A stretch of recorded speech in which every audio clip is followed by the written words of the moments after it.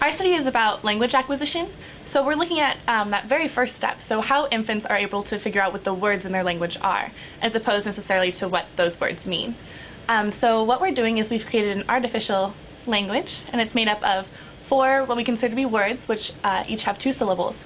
And we're looking at a pattern called vowel harmony. And that means that within that language, within the words, the vowels have a shared property or characteristic. So when that property changes and it's a vowel that doesn't fit, it must be a new word.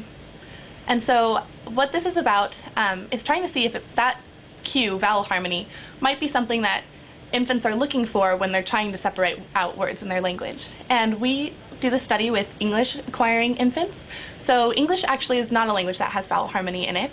So what's really cool about that is that when we see a difference, that infants do pay more attention to what we consider to be words, which are those with vowel harmony, or part words which don't have the harmony. We're able to tell that this is something that could be innate, a tool that all infants are born with across the world, since they've never actually been exposed to that pattern before. So that's kind of what our study is about here. We use something called the head-turn preference procedure, and what that means is that the infant is seated on their mother's lap, and we're able to see them in our monitoring room, and we're playing them sounds and showing them some flashing lights.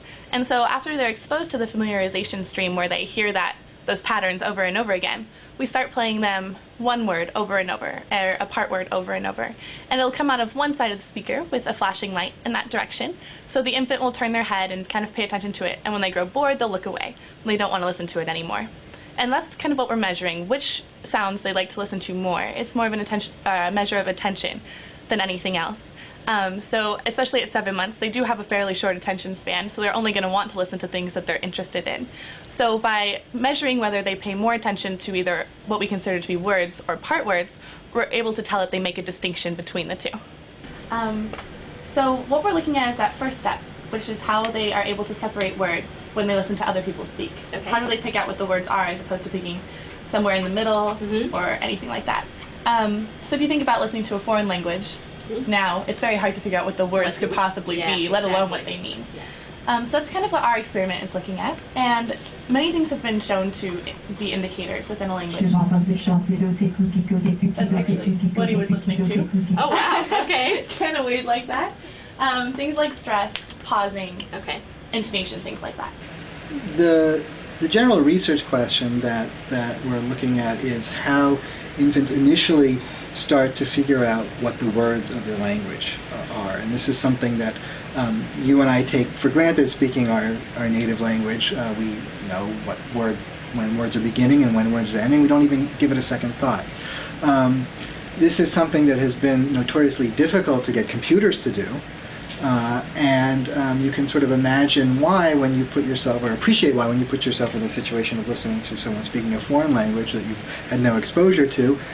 It, first of all, it sounds like they're talking very quickly, and it sounds like you can't really tell where words begin and end.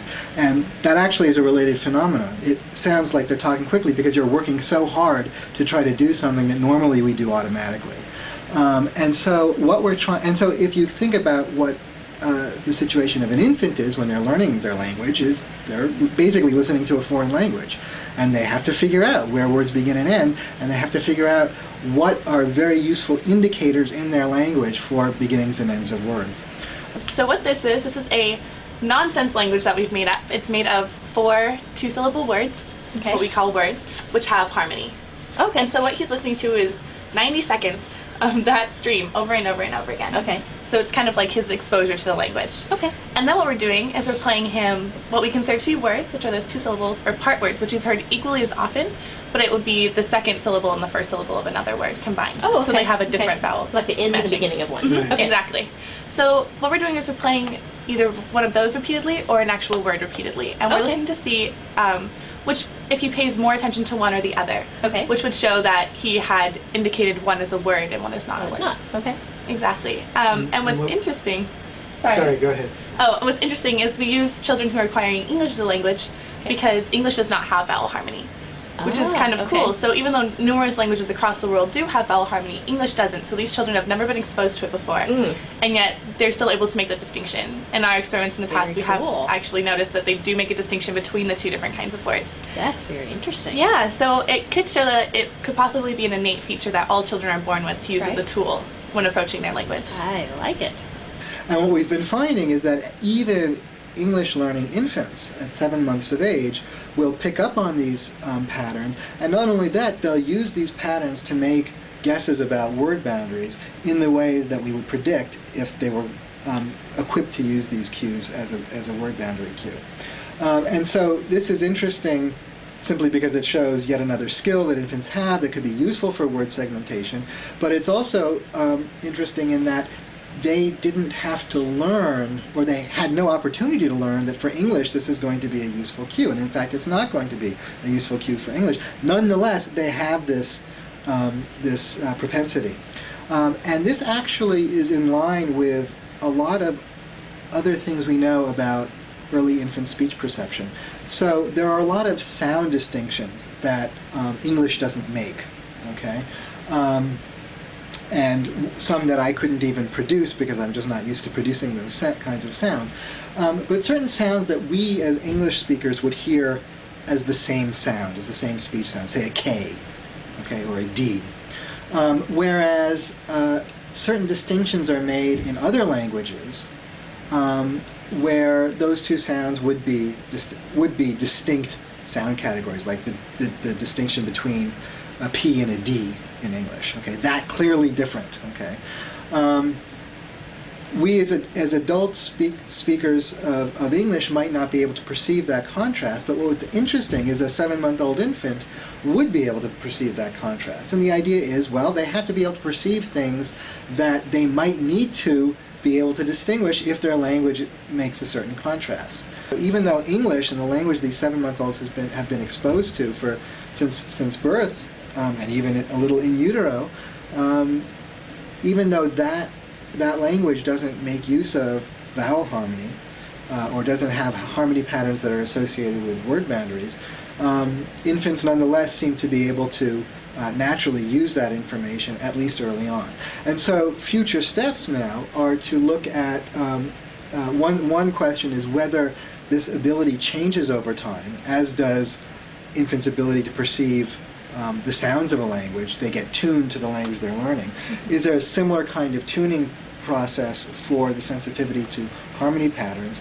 For example, if by 12 months infants have had no reason to believe that their language, that they should pay attention to vowel harmony in their language, will they start to lose the sensitivity to these patterns? So that's one obvious sort of next step, is to see whether there's a developmental time course for this sensitivity and for the ability, or for the use of this pattern in segmenting speech.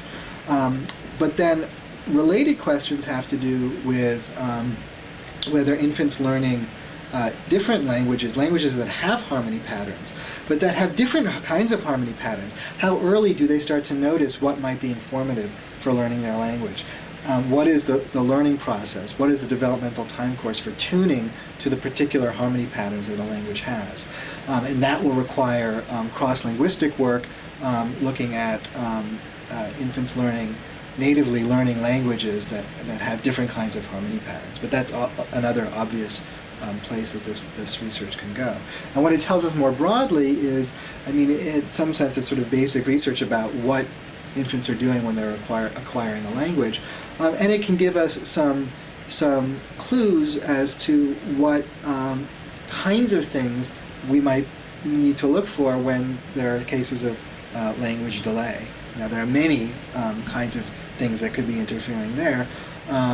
And this just gives us more information about what is happening during normal development, which could be informative in that area.